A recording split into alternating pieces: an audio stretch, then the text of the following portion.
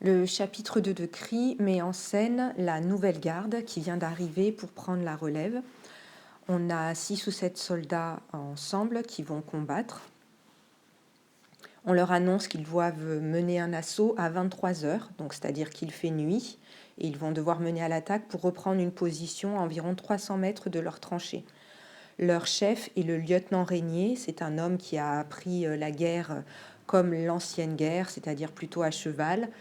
Il représente un soldat plutôt inadapté à cette guerre de tranchées avec des armes lourdes telles que des obus, et il va mourir dès le premier assaut.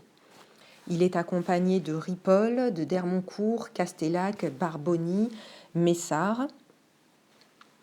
Et sur le terrain, on retrouve un personnage que l'on avait laissé du chapitre 1, qui est le Gazé. Celui-ci découvre qu'il est coincé entre les positions des Français et les positions des Allemands, et il attend que ses frères le rejoignent. Le chef donc de ces soldats est le lieutenant Régnier. Je vous l'ai caractérisé par quelques adjectifs, c'est ce que je vous avais demandé en travail.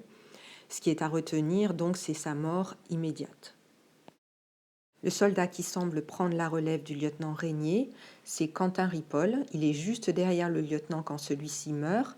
Il va enjamber son corps pour reprendre la tranchée qu'on lui a demandé de reprendre et il va tuer pour la toute première fois. C'est lui ensuite qui va ramener avec Castellac le cadavre du lieutenant Régnier dans la tranchée pour le protéger, pour le mettre à l'abri. Parmi les soldats, il y en a un tout jeune qui s'appelle Castellac. On apprend que c'est un jeune paysan, tout droit sorti de sa campagne, et qu'il est très angoissé parce que 3 de ses frères, ils sont 4 frères, sont comme lui sur le front. Il est inquiet pour ses parents, il a peur que l'un d'entre eux meure, et il va se confier au soldat Messard. Aux côtés de Castellac et de Ripoll, on trouve le soldat d'Hermoncourt. On pourrait dire de lui qu'il est assez réaliste et intelligent, et il va aussi tuer pour la première fois ce soir-là. On découvre aussi le soldat Messard. Alors c'est un homme qui est solidaire, qui est à l'écoute, qui semble solide, calme et patient. Il entre le premier dans la tranchée reprise et puis il va discuter avec Castellac à propos de ses 3 frères. Donc on voit que c'est un homme à l'écoute et qui se soucie des autres soldats et de leur sort. Tous ces soldats semblent assez combatifs, mais plutôt calmes. En revanche, l'un d'entre eux, Barboni, nous paraît plutôt impitoyable, sauvage, cruel. On a l'impression qu'il se sent invincible. Il est en même temps perturbé et à la fois croyant. Alors qu'est-ce qu'il va faire durant cette attaque? Par exemple, en arrivant dans la tranchée, il va jeter immédiatement une grenade pour tuer tous les Allemands qui seraient survivants. Ensuite, il va tirer une balle en pleine tête d'un jeune Allemand qui arrive dans la tranchée, puis faire une prière vers le ciel, comme s'il défiait Dieu. C'est un personnage qu'on a pour l'instant du mal à caractériser, à comprendre. On le comprendra mieux dans le chapitre 3.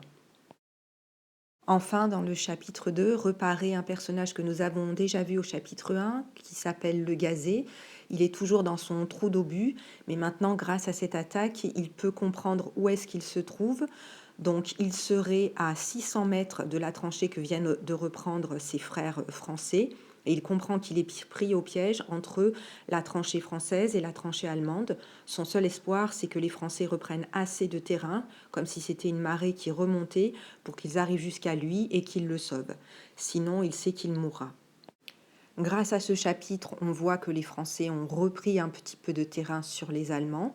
On ne sait pas ce qu'il va leur arriver, s'ils vont rester dans cette tranchée ou s'ils vont retourner en arrière. Pour l'instant, ils tiennent la position. On a aussi 3 autres personnages qu'il ne faut pas perdre de vue. Donc on a Jules qui ouvre et ferme à chaque fois le chapitre. Lui, j'espère que vous l'avez compris, il est dans le train et il est en route vers Paris.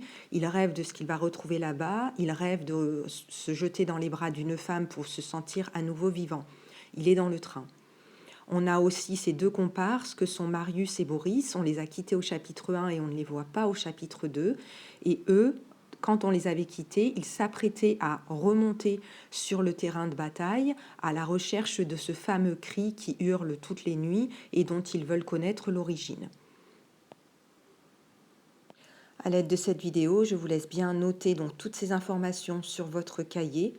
sur le chapitre 2 toutes les positions des soldats, toutes les caractérisations des soldats comme je vous l'avais demandé, et puis lancez-vous dans la lecture des chapitres 3 et 4.